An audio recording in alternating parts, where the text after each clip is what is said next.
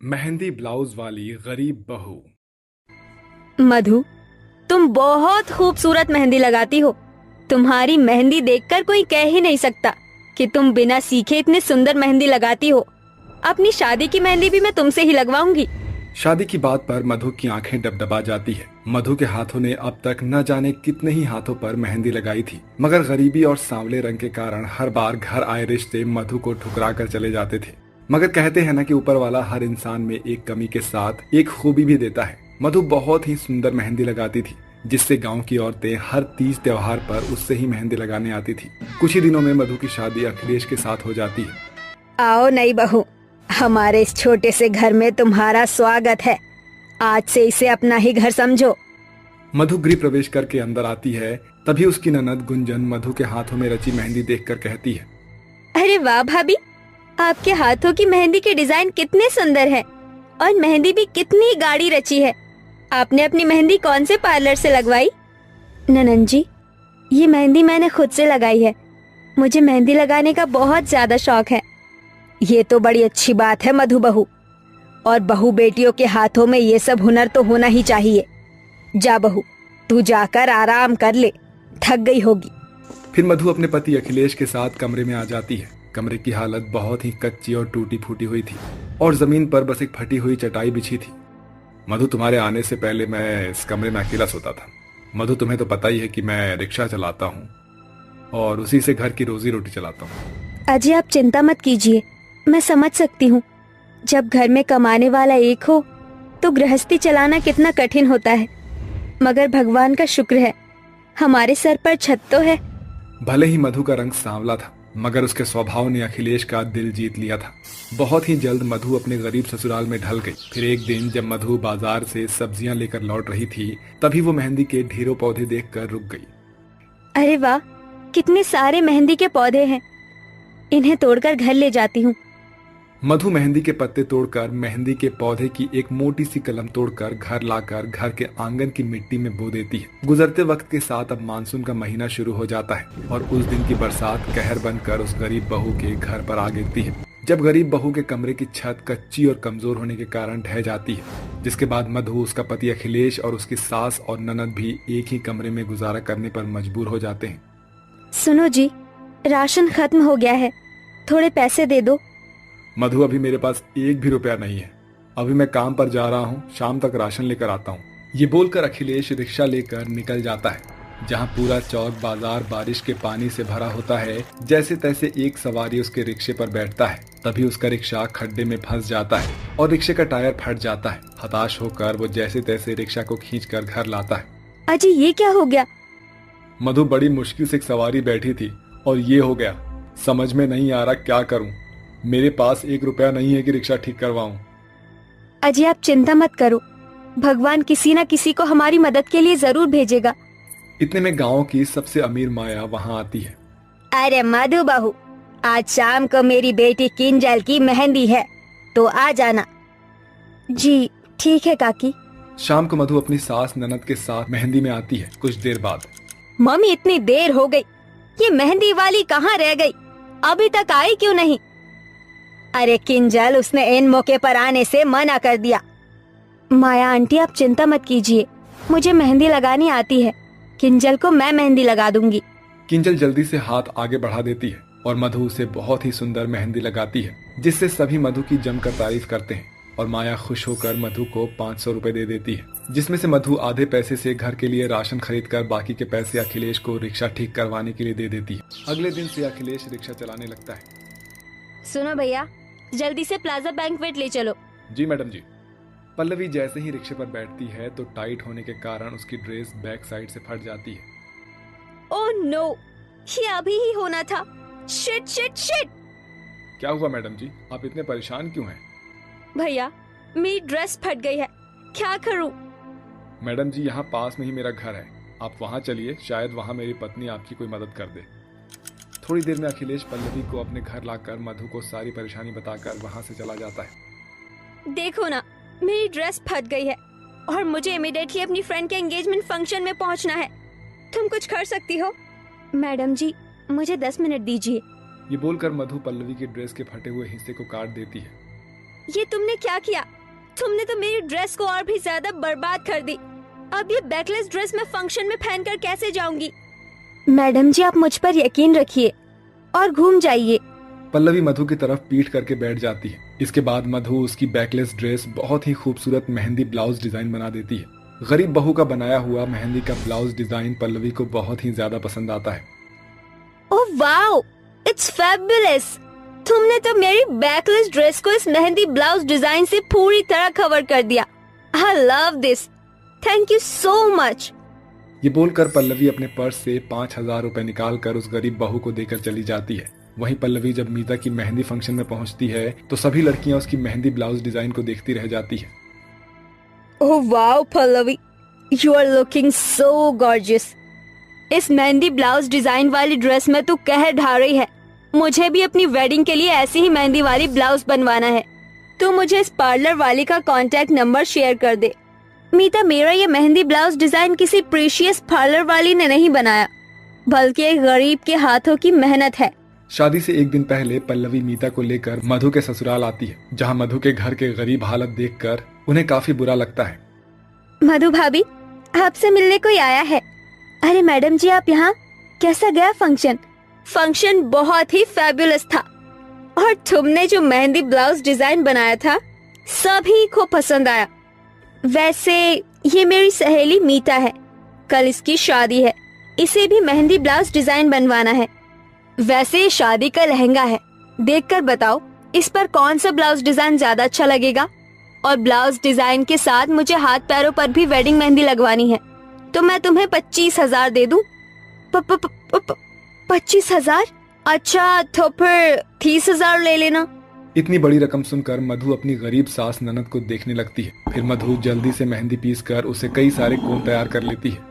Madam जी, आपका शादी का लहंगा बहुत हैवी है और आपका ब्लाउज फ्रंट से बैक नेक और पीछे से बैकलेस है। इस पर नेकलेस मेहंदी ब्लाउज डिजाइन सबसे खूबसूरत लगेगा। ओ, वही बना दो, बस मैं शादी में अच्छी लगूं। इसके बाद मधु बड़ी ही बारीकी के साथ मीता को बहुत ही खूबसूरत मेहंदी ब्लाउज डिजाइन बनाकर देती है, जो कि देखने में वाकई बहुत ही खूबसूरत था। मीता और पल्लवी के बाद धीरे धीरे बहुत सी लड़कियां उस गरीब बहू के घर खास एक खूबसूरत मेहंदी ब्लाउज डिजाइन लगवाने के लिए आती है, जिससे मधु को अच्छी खासी कमाई होने लगती है, जिससे वो सबसे पहले अपने ससुराल वालों के रहने के लिए एक पक्का घर बनवाती है। ये मधु के हाथों का हुनर और उसकी कड़ी मेहनत का फल था, जो उसने अपने हाथों के हुनर का इस्तेमाल करके आज अपने गरीब हालातों को पूरी तरह से बदल दिया था। अरे बहन, और तुझे क्या बताऊं, मेरी जिंदगी तो इन 5 बहुओं ने खराब करके रख दी है। देख, सारा काम ऐसे ही पड़ा है और महारानी अभी तक अपने कमरों में आराम कर रही हैं। अरे तमन्ना बहन, ऐसा क्यों कहती है? देख जरा समय तो देख, दोपहर के 3 बज रहे हैं और जब मैं आई थी बेचारी 5 काम करने के बाद अपने कमरे में आराम करने गई थी। अब दिन में थोड़ा तो आराम करना बनता ही है। अरे सुजाता, तुझे नहीं पता, जब से इन 5 की शादी हुई है, इनकी शादी को पूरे 4 साल हो गए हैं और आज तक इन्हें एक संतान तक नहीं हुई। भला तब से ये आराम ही तो कर रही हैं। इनके आराम करने का भी कोई फायदा नहीं। ये तो ऊपर वाले की देन है। जब उसकी मर्जी होगी तो 5 की सोनी गोद खिल उठेगी। अच्छा बहन, मैं चलती हूँ। आजकल मेरी बहू की तबीयत खराब रहती है, तो इसीलिए घर की जिम्मेदारी थोड़ी मैं संभाल रही हूँ। आखिर वो भी तो किसी की बेटी है। सुजाता ऐसा कहकर वहाँ से चली जाती है, जिसके बाद तमन्ना अपने आप से कहती है, बड़ी आई बहुओं की तरफदारी करने वाली। अरे बहू तो पैर की जूती की तरह होती है, उन्हें जूती की तरह पैरों में ही पहनना चाहिए, ना कि सर पर रखना चाहिए। तमन्ना अपनी 5 बहू को कुछ भी नहीं समझती थी। ऐसे ही उसकी सहेली अपने घर को चली जाती है। तमन्ना चीख चीख कर पूरे घर को सर पर उठा लेती है। अरे ना स्पीटियो, कहाँ जाकर मर गई हो? अरे तुम लोगों ने तो हद ही पार कर दी। पता नहीं मनहूस कहीं की क्यों इस घर के अंदर पड़ी हुई हो। तमन्ना के चिल्लाने पर उसकी 5 बहू उसके सामने आ जाती हैं। क्या हुआ माँ जी? कौन सा बवाल मच गया है अचानक से? दोपहर के 3 बज रहे हैं और आप हमें 3 बजे ही उठा रही हो। आपकी तबीयत तो ठीक है ना माँ जी? इनकी तबीयत का पता नहीं, लेकिन मेरी और काजल की तबीयत बहुत ज्यादा खराब है। हाँ माँ जी, बताइए, क्या हम थोड़ी देर आराम भी नहीं कर सकते? अरे देखो तो सही, किस तरह जान खाने की तरह मेरे ऊपर चढ़ती हुई आ रही हो तुम 5 की 5। अरे मैं तुम्हारी सास हूँ, कि तुम पांचों मेरी सास हो। माँ जी, आप ही हमारी सास हो। तो हुक्म किसका चलेगा? माँ जी, आपका ही चलेगा। कान खोल कर सुन लो तुम पांचों की पांचों। अगर तुम पांचों की पांचों काम में जरा भी ढील करोगी तो मैं तुम्हें तुम्हारे घर भेज दूंगी। फिर पड़ी रहना अपने मायके में। जाओ यहाँ से और काम करो घर के सारे। अपनी सास का हुक्म सुनकर उन पांचों को घर के काम करने पड़ते हैं, जबकि शाम भी नहीं हुई होती। ऐसे ही तमन्ना अपनी 5 बहुओं के ऊपर बहुत अत्याचार करती, ऊपर से उन्हें बांझ कहकर उन्हें बहुत ज्यादा जलील करती। इसी के चलते एक दिन उन्हें पूजा पाठ और मंदिर का ताना देती है। तुम पांचों मनहूस जब देखो घर के अंदर ही पड़ी रहती हो। एक काम करो, आज से सुबह और शाम तुम पांचों मंदिर जाओगी और भगवान की सेवा करोगी। शायद इसी के चलते तुम पांचों को भगवान हमारा वंश बढ़ाने के लिए औलाद दे दे। तमन्ना की ऐसी बातें सुनकर उन पांचों को दुख तो बहुत होता है, लेकिन उनके पास कोई चारा नहीं होता, जिसके चलते वो सुबह और शाम दोनों समय मंदिर जाकर भगवान से अपनी गोद भरने के लिए मन्नत मांगती हैं। एक दिन वो पांचों बहुत ज्यादा परेशान हो चुकी थीं और रोते हुए मंदिर में भगवान से कहती हैं, भगवान, किस जन्म का बदला ले रहा है तू हमसे? आखिर हमने ऐसा कौन सा पाप कर दिया जो तुम हमें संतान का सुख प्राप्त ही नहीं होने दे रहे हो? अब अगर हमें और ताने सुनने पड़े तो हम आपके मंदिर में कभी नहीं आएंगे। चलो बहनों, चलते हैं यहाँ से। सुप्रिया की बातें सुनकर सौम्या और काजल भी बिना भगवान की पूजा किए ही उस समय मंदिर से निकल जाती हैं। तभी वो पांचों सड़क पार करने वाली होती हैं कि अचानक से एक बहुत बड़ा ट्रक उनके सामने आ जाता है। उससे पहले ही एक लड़की उन पांचों को जोर से धक्का दे देती है, जिसके चलते वो पांचों तो बच जाती हैं, लेकिन उस लड़की के चोट लग जाती है। अरे ये क्या? ये लड़की कौन है? इसने हमारी जान क्यों बचाई? ये तो बाद में जानेंगे, लेकिन उसे देखो जरा, उसे बहुत ज्यादा चोट लगी है। चलो उसे हॉस्पिटल लेकर चलते हैं। उस लड़की का नाम कनिष्का था और वो एक अनाथ लड़की थी। लोगों से भीख मांगकर अपने पेट का गुजारा किया करती थी और दूसरों की मदद भी करती थी।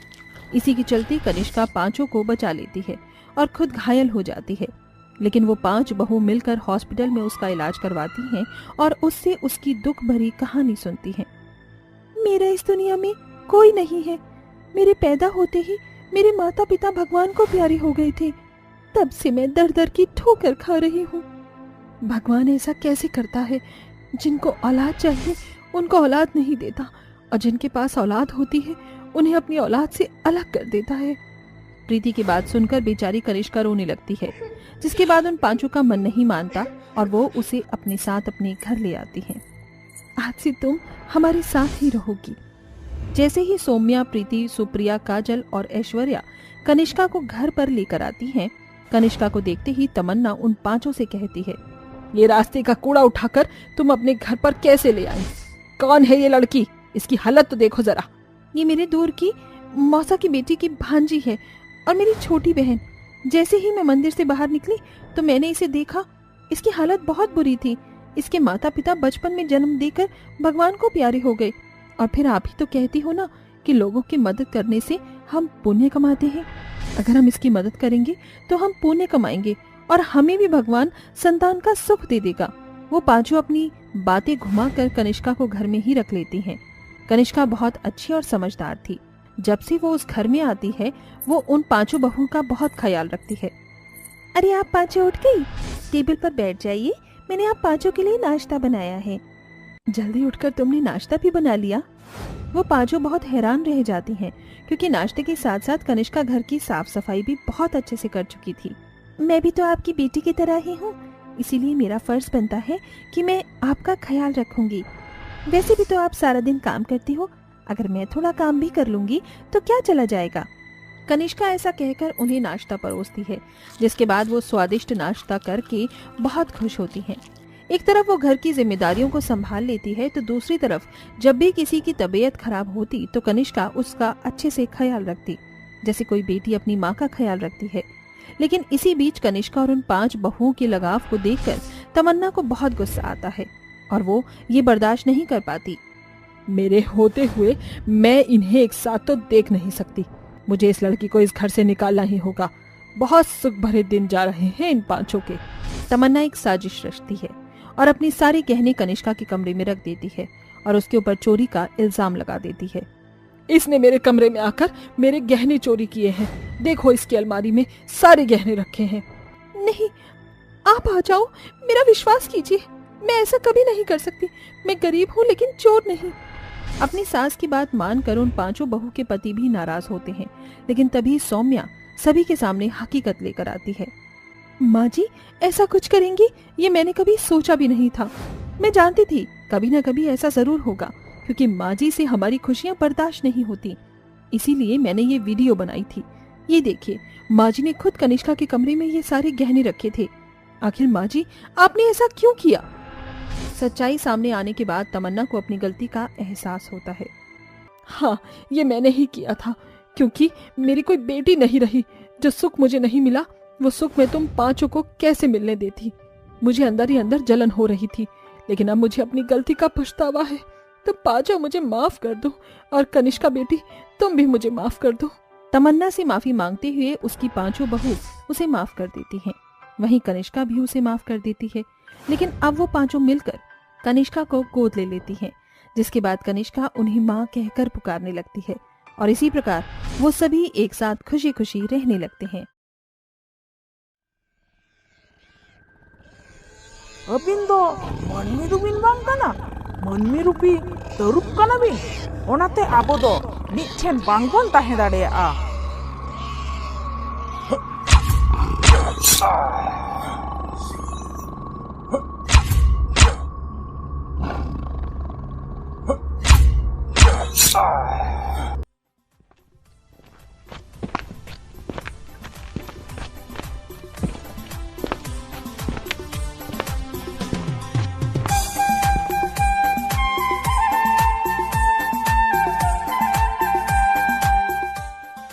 तेहन सिंदरा खोन मिटटांग तरुपा बोहो इन सिंदरा अगू कदा।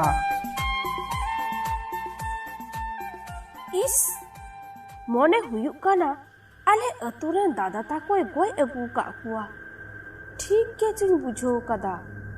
नियो बोहो दो आले दादा तकिना काना। इन नियो कथा चिको तीन कुलिया। जो दिन कुलिया खान इना आसल परिचय बाडाय नामा।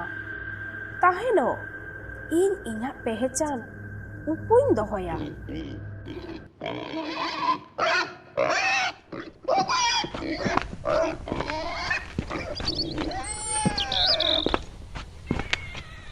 हैं को आजोमिदाम अडी दिन हुयुक काना आयु बाबा बांगिन नेल का किना। आयु बाबा लगित मोने रे उयहर हिजुक काना।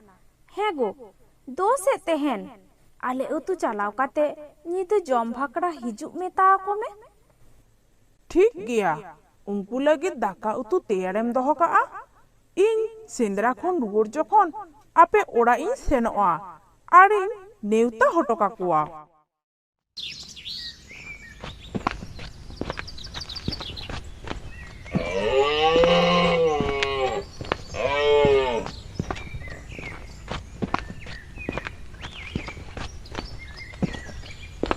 अडी दिन पर बिन हे इना अडी रस्को गिलिंग बुझो किदा। ए जावाई ओड़ा रे झत्तो बुगी के तो अबिनेन हपनेरान अबिने खोज का बिना अलिंग आपे ठेन नेवतालिंग हेत कना। अच्छा अलिंग रेन हपनेरान अलिंगे खोज का लिंगा। हे बेटा अलिंग हो बिटी दुलिंग उयहरे कान गिया।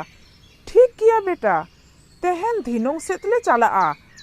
ठीक गया बाबा, तबे ओंका गे ताड़ाताड़ी सेटेरों पे।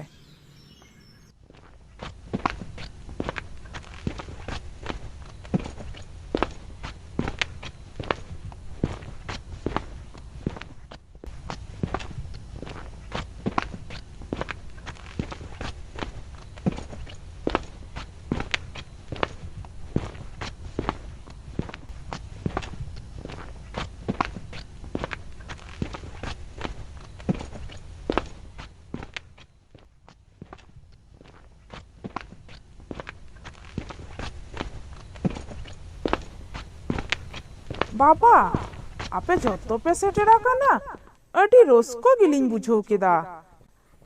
बाबा इन आपे लगित जमा कुइन तैयार दोहो कदा। सोनाली मोय इन आसायेदा आपे जतो नापाय के मिना पिया। हे आयो इन अडी भागे मिनोया। बाबा चलो ओड़ा सेत बन चलाव लेनगे।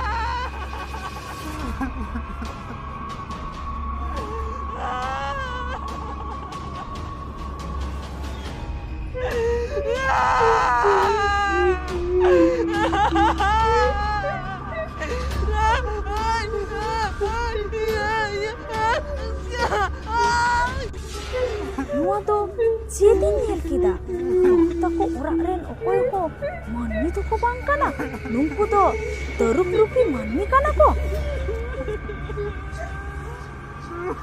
नियो ताला इदोरे मानमी तो चेदा ओरा इदा दादा बेरेत में से चेत होई काना हपन बिटी लई में से दादा दाया काते हिजुक में से अति जरूरी कथा मेना कदा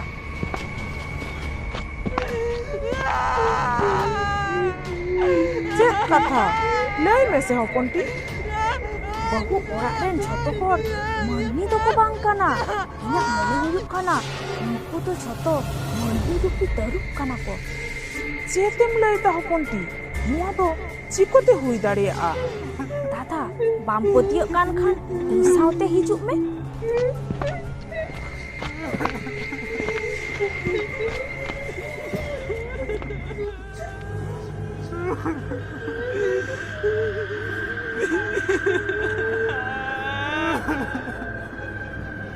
नितोग दो चेत आलम मिता कुआ हपनटी सीता पर्यन्तो लांग अपेक्षा कुआ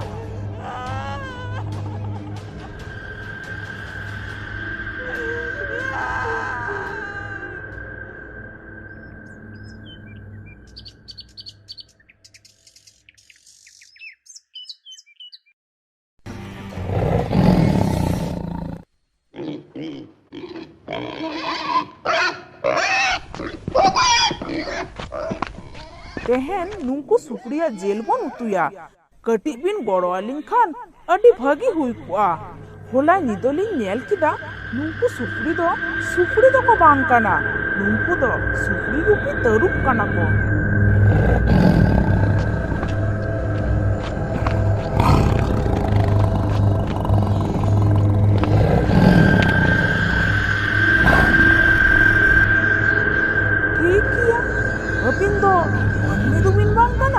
मानमी रूपी तरुप काना बिन ओनाते आबो दो मिठेन बांगबन ताहे दाड़ेया